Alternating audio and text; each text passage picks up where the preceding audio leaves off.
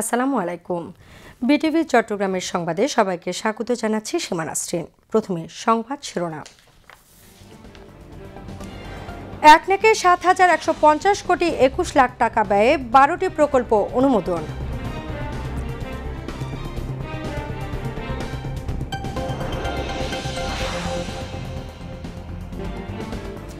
আগামী জানুয়ারির মধ্যে শহীদ আবু সাঈদ হত্যা মামলার বিচার সম্পন্ন হবে, প্রসিকিউটর মিজানুল ইসলামের আশাবাদ।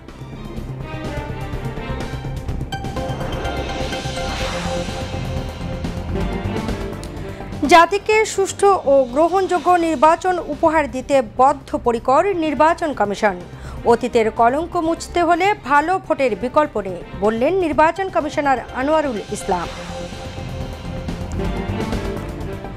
দেশের ক্ষতি করে কাউকে চট্টগ্রাম বন্দরের কোনো টার্মিনাল দেয়া হবে না, জানালেন নৌ পরিবহন উপদেষ্টা।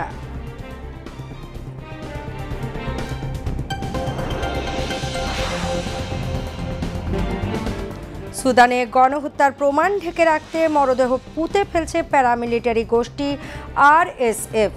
সুদান ডক্টরস নেটওয়ার্কের অভিযোগ।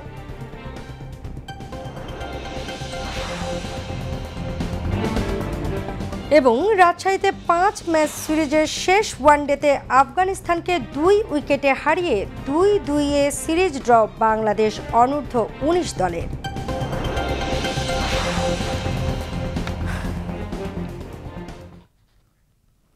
এতক্ষণ সংবাদ শিরোনাম শুনলেন, এবার বিস্তারিত। ৭,১৫০ কোটি ২১ লাখ টাকা ব্যয়ে ১২টি উন্নয়ন প্রকল্পের অনুমোদন দিয়েছে জাতীয় অর্থনৈতিক পরিষদের নির্বাহী কমিটি একনেক।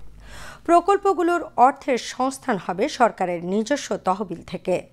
আজ রাজধানীর NEC সম্মেলন কক্ষে প্রধান উপদেষ্টা ও একনেক চেয়ারপারসন প্রফেসর মোহাম্মদ ইউনুসের সভাপতিত্বে অনুষ্ঠিত একনেক সভায় এ অনুমোদন দেওয়া হয়। অনুমোদিত প্রকল্পগুলোর মধ্যে ৮টি নতুন, ২টি সংশোধিত এবং ব্যয় বৃদ্ধি ব্যতিরেকে মেয়াদ বৃদ্ধির ২টি প্রকল্প রয়েছে। সভায় উপদেষ্টা পরিষদের সদস্য সহ সংশ্লিষ্ট কর্মকর্তাগণ উপস্থিত ছিলেন। অনুমোদিত প্রকল্পগুলো হলো মানিকগঞ্জ জেলার গুরুত্বপূর্ণ গ্রামীণ অবকাঠামো উন্নয়ন, সাতক্ষীরা জেলার গ্রামীণ অবকাঠামো উন্নয়ন, কিশোরগঞ্জ ও নেত্রকোনা জেলার হাওর এলাকায় খুঁটো সেচ ব্যবস্থাপনার উন্নয়ন, গাজীপুর কৃষি বিশ্ববিদ্যালয়ের অবকাঠামোগত উন্নয়ন, চট্টগ্রাম, খুলনা, রাজশাহী ও রংপুর বিভাগে একটি করে ইঞ্জিনিয়ারিং কলেজ স্থাপন, দ্বিতীয় সংশোধিত সোহরাওয়ার্দী উদ্যান, ঢাকায় স্বাধীনতা স্মৃতিসৌধ নির্মাণ তৃতীয় পর্যায়ে, প্রথম সংশোধিত চতুর্থ সেক্টর কর্মসূচির অত্যাবশ্যকীয় পারিবারিক পরিকল্পনা, মা, শিশু ও প্রজনন স্বাস্থ্য সেবার অসমাপ্ত কার্যাবলী বাস্তবায়ন, প্রথম সংশোধিত স্বাস্থ্য শিক্ষা অধিদপ্তর, নিপোর্ট এবং নার্সিং ও মিডওয়াইফারি অধিদপ্তরের কার্যক্রম ব্যবস্থাপনার সমন্বিত উন্নয়ন, PFD, HEF, IFM, HRD এবং SWPMM এর অত্যাবশ্যকীয় অসমাপ্ত কার্যক্রম বাস্তবায়ন, ঢাকা সেনানিবাসের নির্ঝর আবাসিক এলাকায় B টাইপ অফিসারদের বাসস্থান নির্মাণ, নড়াইল কালিয়া জেলা মহাসড়কের ২১তম কিলোমিটারে কালিয়াম নামক স্থানে নবগঙ্গা নদীর উপর কালিয়া সেতু নির্মাণ প্রকল্প, দ্বিতীয় সংশোধিত চতুর্থবার সময় বৃদ্ধি ও বেসিক শিল্প পার্ক, টাঙ্গাইল তৃতীয় সংশোধিত প্রকল্প। জুলাই গণ অভ্যুত্থানে শহীদ রংপুরের শিক্ষার্থী আবু সাঈদ হত্যা মামলার বিচার কাজ জানুয়ারির মধ্যে শেষ হবে বলে জানিয়েছেন আন্তর্জাতিক অপরাধ ট্রাইব্যুনালের প্রসিকিউটর মিজানুল ইসলাম। আন্তর্জাতিক অপরাধ ট্রাইব্যুনাল ১ এ আবু সাঈদ হত্যা মামলার ১০ম দিনের সাক্ষ্য গ্রহণের পর সাংবাদিকদের ব্রিফিংকালে তিনি এই আশাবাদ ব্যক্ত করেন। আজ প্রত্যক্ষদর্শী হিসেবে বেগম রোকেয়া বিশ্ববিদ্যালয়ের শিক্ষার্থী আকিব রেজা খানের জবানবন্দি গ্রহণ করেন ট্রাইব্যুনাল। এর আগে ৯ দিনে মামলার ৬২ সাক্ষীর ১১ জনের সাক্ষ্য গ্রহণ সম্পন্ন করেন ট্রাইব্যুনাল। এদিকে ট্রাইব্যুনাল ১ এ জুলাই আন্দোলনের রামপুরায় ছাদের কার্নিশে ঝুলে থাকা আমির হোসেন নামের এক ব্যক্তিকে গুলি করা সহ ২ জনকে হত্যা মামলায় ডিএমপির সাবেক কমিশনার হাবিবুর রহমান সহ ৫ জনের বিরুদ্ধে ৫ম দিনের সাক্ষ্য গ্রহণ শেষ হয়। এদিন জব্দ তালিকার ২ জনের জবানবন্দি নেওয়া হয়। এই মামলার সাক্ষ্য গ্রহণ আগামীকাল। এর আগে ২ মামলায় গ্রেফতার থাকা ৭ আসামিকে সকালে ট্রাইব্যুনালে হাজির করা হয়। ১২তম সাক্ষী হিসেবে রেজা সাক্ষী দিয়েছেন। বিশ্ববিদ্যালয় ছাত্র ছিলেন ওই সময় আকিব রেজা খান। ত্রিপলি বিভাগের ছাত্র, তিনি জবানবন্দি দিয়েছেন। উনি ঘটনার প্রত্যক্ষদর্শী। আবু সাঈদকে আহত অবস্থায় তুলে নিয়ে হাসপাতালে পাঠানোর জন্য রিকশায় তুলে দিয়েছেন, সেই অবস্থাটা বলেছেন। উনি এই ঘটনার জন্য বিশ্ববিদ্যালয়ের প্রশাসনকে দায়ী করেছেন, কয়েকজন শিক্ষক কর্মচারীর নাম বলেছেন, পুলিশ কর্মকর্তাদের নাম বলেছেন, যারা এই হত্যাকাণ্ড ঘটিয়েছে, যারা আবু সাঈদকে আহত করেছে, লাঠিচার্জ করেছেন, যারা আবু সাঈদকে গুলি করেছে। কয়েকজন পুলিশের নাম বলেছেন উনি, আরিফ সাহেবের নাম বলেছেন এবং কনস্টেবল সুজন চন্দ্র রায় এবং আরেকজনের নাম বলেছেন। বিশ্ববিদ্যালয়ের শিক্ষকের কথা বলেছেন, প্রক্টর সাহেবের কথা বলেছেন এবং প্রশাসনের কথা বলেছেন। এবং ওনার পরিষ্কার মত যে বিশ্ববিদ্যালয়ের প্রশাসনের নিষ্ক্রিয়তা, নীরবতা এবং বিশ্ববিদ্যালয়ের প্রশাসনের গাফিলতির কারণেই এই হত্যাকাণ্ড সংঘটিত হয়েছে। দ্রুততম সময়ের মধ্যে মামলার সাক্ষ্য গ্রহণ শেষ হবে ইনশাআল্লাহ। আমরা আশা করছি যে জানুয়ারি মাসের মধ্যে আমরা বিচার কমপ্লিট করতে পারব। কুমিল্লায় নির্বাচন প্রক্রিয়ায় ভোট গ্রহণকারী কর্মকর্তাদের দায়িত্ব পালনের চ্যালেঞ্জসমূহ নিরূপণ ও উত্তরণের উপায় শীর্ষক দিনব্যাপী কর্মশালা অনুষ্ঠিত হয়েছে। সকালে কুমিল্লা বার্ডের কনফারেন্স ভবনে এই কর্মশালার আয়োজন করে নির্বাচন কমিশন সচিবালয় ও কুমিল্লার আঞ্চলিক নির্বাচন অফিস।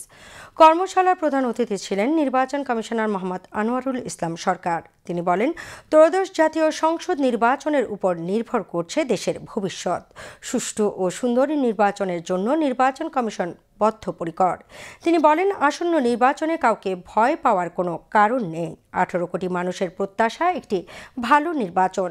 অতীতে নির্বাচন কমিশন বহুবার কলঙ্কিত হয়েছে, এবার সেই কলঙ্ক মুছে দিতে হবে। নির্বাচন কমিশন একটি গ্রহণযোগ্য ও সুন্দর নির্বাচন উপহার দিতে চায়। দেশের ক্ষতি করে কাউকে চট্টগ্রাম বন্দরের কোনো টার্মিনাল দেয়া হবে না বলে জানিয়েছেন নৌ পরিবহন উপদেষ্টা ব্রিগেডিয়ার জেনারেল অবসরপ্রাপ্ত এম সাখাওয়াত হোসেন। সকালে চট্টগ্রামের লালদিয়ার চর কন্টেইনার টার্মিনাল উদ্বোধনকালে তিনি একথা বলেন। চট্টগ্রাম বন্দরকে আন্তর্জাতিক মানের করতে বিদেশি ব্যবস্থাপনা প্রয়োজন বলেও মন্তব্য করেন নৌ পরিবহন উপদেষ্টা বলেন, মূলত 32 একর জায়গার উপর কন্টেইনার টার্মিনাল নির্মাণ করছে চট্টগ্রাম বন্দর কর্তৃপক্ষ, যার মধ্যে 14 একর জায়গায় ইয়ার্ড করা হয়েছে। ফলে 10,000 একক কন্টেইনার ধারণ ক্ষমতা বৃদ্ধি পাবে। এছাড়া বন্দরের ট্যারিফ বাড়ানোর আগে সব স্টেক হোল্ডারের সঙ্গে আলোচনা হয়েছে বলেও জানান তিনি। প্রজেক্টটা অলমোস্ট অ্যাবান্ডেন্ট, বিতর্কের মধ্যে করবো কি করবো না। তো আমরা তখন চেয়ারম্যান নতুন আসছিলেন, আমি এখানে দাঁড়াচ্ছিলাম, তখন আমার মনে আছে যে এটা একদম জঙ্গলের মতো ছিল। তো সেখানে ওইখানেই আমরা সিদ্ধান্ত নিলাম যে আমরা বে টার্মিনাল করবো। আজকে প্রায় 1 বছর পার হয়ে এবং আমি আর চেয়ারম্যান প্রতিনিয়ত বে টার্মিনাল নিয়ে যখনই আমরা মিটিংয়ে বসছি তখনই বে টার্মিনাল নিয়ে কথাবার্তা হয়েছে। এখন আপনারা জানেন যে এখানে ডিপি ওয়ার্ল্ড পিএসএ এবং আরেকটি যে ওপেন আছে সেটা এখনও এডিপোর্ট, যেটা ইউএই ভিত্তিক এডিপোর্টের কর্মকর্তাদের সঙ্গে আমার দেখা হয়েছে দুবাইতে। এরা ডাইরেক্ট ইনভেস্টমেন্ট, মানে তারা ডিপিএমে আসবে, কারণ G2J এটা গভর্নমেন্ট টু গভর্নমেন্ট। তো গভর্নমেন্ট টু গভর্নমেন্ট কারণে আপনারা জানেন যে গভর্নমেন্ট টু গভর্নমেন্ট হলে এটা সরাসরি ইনভেস্টমেন্ট হবে। এটা একটা আধুনিক মানের ট্রাক টার্মিনাল হবে, 750 ট্রাক আপাতত, বাট পরবর্তীতে এই সংখ্যা আমরা আরও বাড়াবো। তো আশা করি এটাতে আমাদের যে এখানে চিটাগংয়ে যেই ট্রাকের পার্কিংয়ের যে একটা বড় সমস্যা ছিল সেটা সমাধান হয়ে যাবে। অ্যান্ড উপরন্তু আমরা এখানে যেই ইপিজেড আছে ভিতর দিয়ে আপনারা দেখেছেন যে একটা গেট হয়েছে এবং নতুন রাস্তা হয়েছে, ওইটাও আমরা ওপেন করে দিয়েছি যাতে এটা থেকে চিটাগং পোর্টের সাথে সরাসরি এখন এটা যাওয়া আসা করতে পারে। এটা একটা অভূতপূর্ব একটা পরিবর্তন হবে ইনশাল্লাহ এই ট্রাক মালিক যারা আছেন তাদের জন্য। পরে বঙ্গোপসাগরের কোল ঘেঁষে বে টার্মিনাল এলাকায় ট্রাক টার্মিনাল উদ্বোধন করেন নৌ পরিবহন উপদেষ্টা। এ সময় তিনি বলেন, দিন দিন চট্টগ্রাম বন্দর আরও ব্যস্ত হয়ে উঠছে। বন্দর পরিচালনার ক্ষেত্রে দুটি বিনিয়োগকারী প্রতিষ্ঠানের সঙ্গে কথাবার্তা চলছে। দুপুরে নৌ পরিবহন উপদেষ্টা চট্টগ্রাম বন্দরের ইস্ট কলোনি সংলগ্ন তালতলা কন্টেনার ইয়ার্ড উদ্বোধন করেন। এ সময় নৌ পরিবহন সচিব ডক্টর নুরুন নাহার চৌধুরী, বন্দর chairman rear admiral M Moniruzzaman সহ বন্দরের কর্মকর্তারা উপস্থিত ছিলেন। ধর্মকে ব্যবহার করে একটি চক্র ভেদাভেদ সৃষ্টি করে নির্বাচন বানচালের চেষ্টা করছে বলে অভিযোগ করেছেন বিএনপি মহাসচিব মির্জা ফখরুল ইসলাম আলমগীর। আজ ঠাকুরগাঁওয়ে মুক্তিযোদ্ধা ও তাদের সন্তানদের সঙ্গে মত বিনিময় সভায় যোগ দিয়ে মির্জা ফখরুল এ অভিযোগ করেন। তিনি বলেন, ৭১-এ লাখ লাখ মানুষের ত্যাগের মধ্য দিয়ে দেশ স্বাধীন হয়েছে। দেশের মানুষ যেমন ২৪কে ভুলতে পারবে না, তেমনি ৭১কেও ভোলা যাবে না। বিএনপি মহাসচিব বলেন, যারা মুক্তিযোদ্ধা ও তাদের পরিবারের সদস্যদের হত্যা করেছিল তাদের সঙ্গে এদেশের মানুষ আপোষ করতে পারে না। একটি চক্র, একটি মহল যারা ১৯৭১ সালে পাকিস্তান হানাদার বাহিনীর সঙ্গে যোগ সাজস করে এই দেশের মুক্তিযোদ্ধাদের হত্যা করেছিল, তাদের পরিবারদের হত্যা করেছিল, তাদের মেয়েদেরকে তুলে দিয়েছিল খান বাহিনীর হাতে। তাদের সঙ্গে দেশের মানুষ আপোষ করতে পারে? আজকে যে চক্রান্ত ষড়যন্ত্র চলছে, নির্বাচনকে বানচাল করে দেওয়ার, নির্বাচনকে পিছিয়ে দেওয়ার, সেই নির্বাচনকে পিছিয়ে দেওয়া মানে আমাদের সর্বনাশ হওয়া, এই দেশের সর্বনাশ হওয়া। কারণ এখন একটা নির্বাচিত সরকার খুব দরকার। এই সরকারটা এখন তাড়াতাড়ি নির্বাচন করবে। আমরা চাই যে অন্তর্বর্তীকালীন সরকার অর্থনীতিকে আমরা সম্মান করি, শ্রদ্ধা করি, তিনি অতি দ্রুত আর কোনো কাল বিলম্ব না করে নির্বাচনের তফসিল ঘোষণার ব্যবস্থা করবেন, দেশে একটি নির্বাচিত সরকার প্রতিষ্ঠা করবেন। ২৪-এর গণ অভ্যুত্থান কেবল ৩৬ দিনের আন্দোলনের ফসল নয়, এর জন্য দীর্ঘ ১৬ বছর বিরামহীনভাবে সংগ্রাম করতে হয়েছে। সকালে রাজধানীর গুলশানে বিএনপির চেয়ারপারসনের কার্যালয়ে রক্তাক্ত ৩৬ জুলাই গণ অভ্যুত্থান ও জাসাস শীর্ষক প্রামাণ্য ফটো অ্যালবাম প্রকাশনা অনুষ্ঠানে ডক্টর আব্দুল মঈন খান একথা বলেন। তিনি বলেন, হাসিনার ফ্যাসিবাদী শাসনের বিরুদ্ধে সংগ্রাম করতে গিয়ে বিএনপির অসংখ্য নেতাকর্মী জীবন দিয়েছেন, জেল জুলুম হামলা মামলার শিকার হয়েছেন। তাদের সম্মিলিত ত্যাগে ২৪-এর ৫ আগস্ট দেশে একটি গণবিপ্লব সফল করে। বাংলাদেশ জাতীয়তাবাদী সামাজিক সাংস্কৃতিক সংস্থা জাসাস আয়োজিত অনুষ্ঠানে বিশেষ অতিথির বক্তব্য রাখেন চিত্রনায়ক আশরাফ উদ্দিন আহমদ উজ্জ্বল। জাসাস সভাপতি চিত্রনায়ক হেলাল খান অনুষ্ঠানে সভাপতিত্ব করেন। বাংলাদেশ টেলিভিশনে আজ অগ্নি নির্বাপন, উদ্ধার ও প্রাথমিক চিকিৎসা বিষয়ক প্রশিক্ষণ এবং মহড়া অনুষ্ঠিত হয়। এ সময় অগ্নি নির্বাপন মহড়ায় অগ্নিকাণ্ডের সময় করণীয়, নিরাপদ স্থানে সরে যাওয়া এবং অগ্নি নির্বাপন যন্ত্রের সঠিক ব্যবহার সম্পর্কে প্রশিক্ষণ দেওয়া হয়। প্রশিক্ষণের নেতৃত্ব দেন জোন ৫ এর সার্ফেস কমান্ডার ফয়সালুর রহমান। এ সময় বাংলাদেশ টেলিভিশনের উপমহাপরিচালক প্রশাসন ও অর্থ মোহাম্মদ রোকন উদ্দিন, চিফ ইঞ্জিনিয়ার মোহাম্মদ মাসুদ ভুইয়া, পরিচালক প্রশাসন সোনিয়া বিনতে তাবিব, জেনারেল ম্যানেজার নুরুল আজম সহ বাংলাদেশ টেলিভিশনের বিভিন্ন শাখার কর্মকর্তা কর্মচারীরা উপস্থিত ছিলেন। পরে বিটিভি প্রাঙ্গণে অগ্নি নির্বাপন ও উদ্ধার কার্যক্রমে ব্যবহৃত সর্বশেষ যন্ত্রপাতির সাহায্যে মহড়ার আয়োজন করা হয়। দেখাবো CO2 যেটা গ্যাস টাইপ যে এক্সটিংগুইশার, সেটি মূলত বদ্ধ জায়গায় এবং ইলেকট্রনিক সামগ্রীর আগুনের ক্ষেত্রে বেশি কার্যকরী। এবার আন্তর্জাতিক সংবাদ।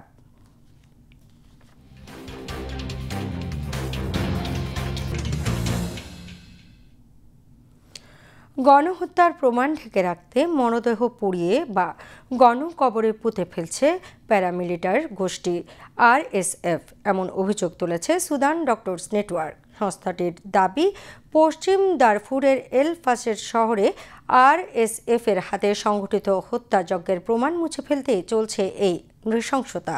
বিস্তারিত জানাচ্ছেন সহকর্মী গোলাম মুর্তজা। সুদানের চিকিৎসক সংগঠন সুদান ডক্টরস নেটওয়ার্ক জানিয়েছে, গত ২৬ অক্টোবর এল ফাসের শহর দখলের পর সেখানকার রাস্তাঘাট থেকে শত শত মরদেহ সংগ্রহ করেছে RSF সদস্যরা। এরপর সেই মরদেহগুলো পুড়িয়ে ফেলা বা গণকবরে পুঁতে রাখার মাধ্যমে গণহত্যার প্রমাণ গোপনের চেষ্টা চলছে। সংগঠনটি বলছে, এল ফাসের এই ঘটনা কোনো বিচ্ছিন্ন হামলা নয়, বরং এটি চলমান এক পূর্ণাঙ্গ গণহত্যার অংশ। তাদের অভিযোগ, RSF এমন সব কাজ করছে যা আন্তর্জাতিক আইন ও ধর্মীয় বিধিবিধান স্পষ্টভাবে নিষিদ্ধ করে, যেখানে মৃতদের মর্যাদাপূর্ণ দাফনের অধিকার নিশ্চিত করার কথা বলা আছে। আন্তর্জাতিক অভিবাসন সংস্থা IOM জানিয়েছে, এল ফাসের প্রায় 2,60,000 মানুষের মধ্যে অন্তত 82,000 ইতোমধ্যে এলাকা ছেড়ে পালিয়েছে। অনেকে এখনও শহরে আটকা পড়ে আছে। পালিয়ে আসা মানুষদের অনেকে জানিয়েছেন, পথে খাদ্য ও পানির অভাবে কিংবা গুলিবিদ্ধ হয়ে অসংখ্য লোক মারা গেছেন। খার্তুম থেকে আল জাজিরার সাংবাদিক হিবা মর্গান জানিয়েছেন, আরএসএফ যোদ্ধারা সামাজিক যোগাযোগ মাধ্যমে হত্যার ভিডিও পোস্ট করছে, যার মাধ্যমে অনেকে জানতে পারছেন তাদের স্বজনেরা নিহত হয়েছেন। 2 দশক আগে দারফুরে জানজাওয়িদ নামের মিলিশিয়া গোষ্ঠীর হাতে যেমন গণহত্যা হয়েছিল, এবারও তারই পুনরাবৃত্তি ঘটছে বলে মনে করছেন বিশ্লেষকরা। আন্তর্জাতিক মহল এখনও এসব অভিযোগ স্বাধীনভাবে যাচাই করতে পারেনি, তবে জরুরি তদন্ত ও মানবিক সহায়তার দাবি জোরালো হচ্ছে বিশ্বজুড়ে। গোলাম মুর্তুজা, বিটিভি নিউজ। আজ ব্রাজিলের আমাজন অঞ্চলের বেলেম শহরে বিশ্ব নেতারা জাতিসংঘের 30তম জলবায়ু সম্মেলনে অংশ নিতে একত্র হচ্ছেন। 2 সপ্তাহব্যাপী এই সম্মেলনে 1992 সালের জাতিসংঘের জলবায়ু চুক্তির সদস্যভুক্ত সকল দেশ অংশ নেবে।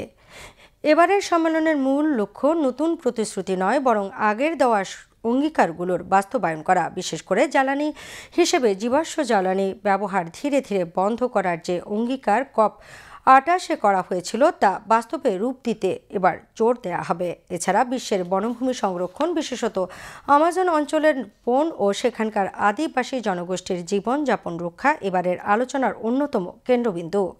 বেলেমকে আয়োজক শহর হিসেবে বেছে নেওয়ার কারণও এটাই। এই শহরকে বলা হয় আমাজন রেইন ফরেস্টের প্রবেশদ্বার। ব্রাজিল চায় এবারের আয়োজনের মাধ্যমে বিশ্বের বনাঞ্চল ও পরিবেশের গুরুত্ব প্রতীকীভাবে তুলে ধরতে। উল্লেখ্য, শুধু আমাজন রেইন ফরেস্টেই প্রায় 400টিরও বেশি আদিবাসী গোষ্ঠী বসবাস করে, যা অঞ্চলটির মোট জনসংখ্যার প্রায় 1/10। গবেষক ও পরিবেশবিদদের মতে COP30 হবে প্রথম সম্মেলন যেখানে বৈশ্বিক তাপমাত্রা বৃদ্ধিকে 1.5 ডিগ্রি সেলসিয়াসের মধ্যে সীমাবদ্ধ রাখার লক্ষ্য অর্জনে বিশ্ব ব্যর্থ হয়েছে স্বীকার করা হবে। সম্মেলনের প্রথম সপ্তাহে অংশগ্রহণকারী দেশগুলোর প্রতিনিধিরা নিজেদের অগ্রাধিকার ও কর্মপরিকল্পনা তুলে ধরবেন। বিভিন্ন দেশ ও কোম্পানি নতুন অর্থায়ন পরিকল্পনা ও কর্মসূচি ঘোষণা করবে। দ্বিতীয় সপ্তাহে জাতীয় পর্যায়ের মন্ত্রী ও নীতি নির্ধারকেরা যোগ দেবেন, সেখানে চূড়ান্ত সিদ্ধান্ত ও সমঝোতা গঠনের কাজ হবে। এবারের আলোচনায় গুরুত্বপূর্ণ ভূমিকা রাখবে G7ভুক্ত দেশ এবং ছোট দ্বীপরাষ্ট্র জোট। বিশ্লেষকরা বলছেন, যুক্তরাষ্ট্র সাম্প্রতিক বছরগুলোতে জলবায়ু নেতৃত্বে কিছুটা পিছিয়ে পড়েছে, আর সেই জায়গা পূরণে এখন চীন ও ব্রাজিল ক্রমশ প্রভাব বাড়াচ্ছে। কেন্দ্রীয় সরকারের তহবিল আবার চালু করা নিয়ে মার্কিন সিনেটের ডেমোক্রেটিক ও রিপাবলিকানরা সমঝোতায় পৌঁছেছেন। এর ফলে যুক্তরাষ্ট্র সরকারের রেকর্ড 40 দিন ধরে চলা শাটডাউন বা অচলাবস্থার অবসান হতে চলেছে। ব্রিটিশ বিবিসির প্রতিবেদনে জানানো হয়েছে, স্বাস্থ্যসেবা ভর্তুকি, খাদ্য সহায়তা এবং প্রেসিডেন্ট ডোনাল্ড ট্রাম্পের সরকারি কর্মী বরখাস্তের সিদ্ধান্ত নিয়ে টানাপোড়েনের পর আইন প্রণেতারা আগামী জানুয়ারি পর্যন্ত সরকারের তহবিল চালু রাখার জন্য একটি অস্থায়ী চুক্তিতে পৌঁছেছেন। বিস্তারিত জাকিয়া জামান আনিকার ডেস্ক রিপোর্টে। অবশেষে যুক্তরাষ্ট্রের ইতিহাসে দীর্ঘতম সময় ধরে চলা শাটডাউন শেষ হতে চলেছে। মার্কিন সিনেটররা এমন একটি চুক্তি পাশ করেছেন যা সরকারের অচলাবস্থার অবসান ঘটাতে পারে। সিনেটে রিপাবলিকান সদস্যদের সঙ্গে আলোচনায় করা ওই সমঝোতায় ডেমোক্র্যাটদের একদল আইন প্রণেতা সমর্থন জানিয়েছেন। এর ফলে যুক্তরাষ্ট্র সরকারের রেকর্ড 40 দিন ধরে চলা শাটডাউনের অবসান হচ্ছে।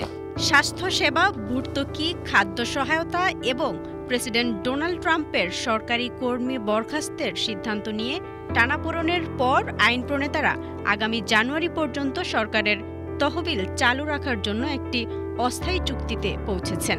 সিনেটে 60 থেকে 40 ভোটে এই বিষয়ে একটি চুক্তি পাশ হয়েছে, তবে চুক্তিটি এখনও হাউস অফ রিপ্রেজেন্টেটিভস বা প্রতিনিধি পরিষদে পাশ হতে হবে।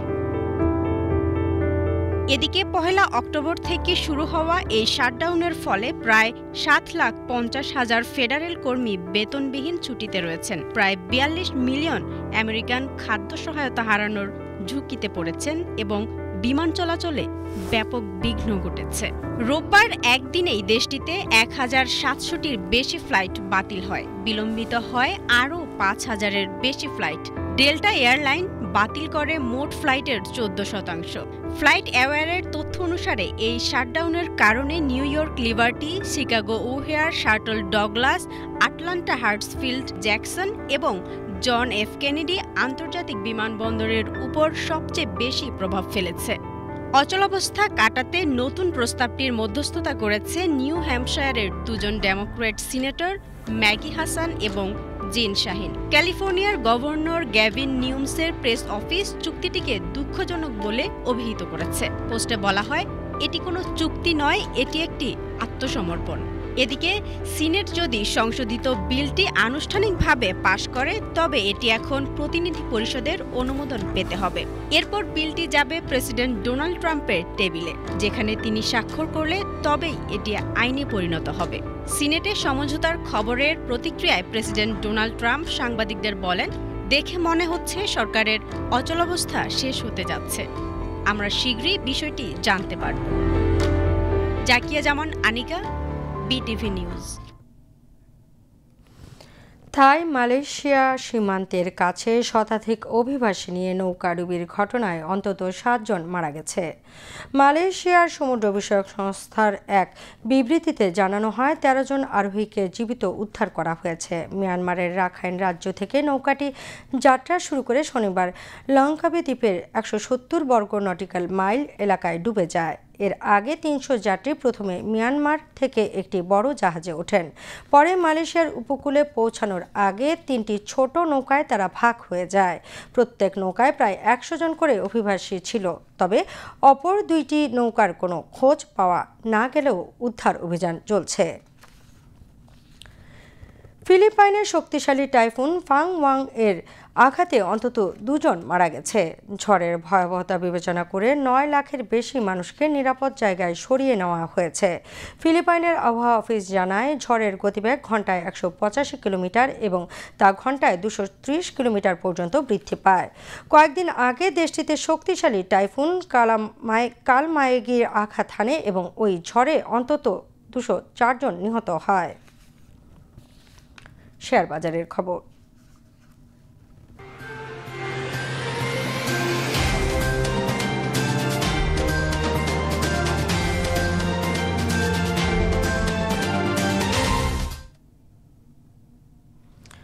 চট্টগ্রাম স্টক এক্সচেঞ্জে মন্দাভাব অব্যাহত রয়েছে।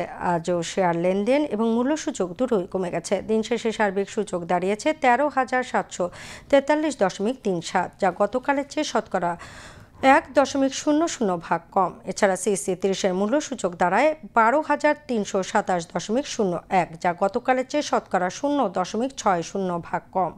আজ 173টি কোম্পানির 20,15,999টি শেয়ার লেনদেন হয়, যার মূল্য 14,51,66,000 টাকারও বেশি। এর মধ্যে 37টি কোম্পানির শেয়ার দাম বেড়েছে, 127টির কমেছে এবং 9টির দাম অপরিবর্তিত রয়েছে। এবার আবহাওয়ার খবর।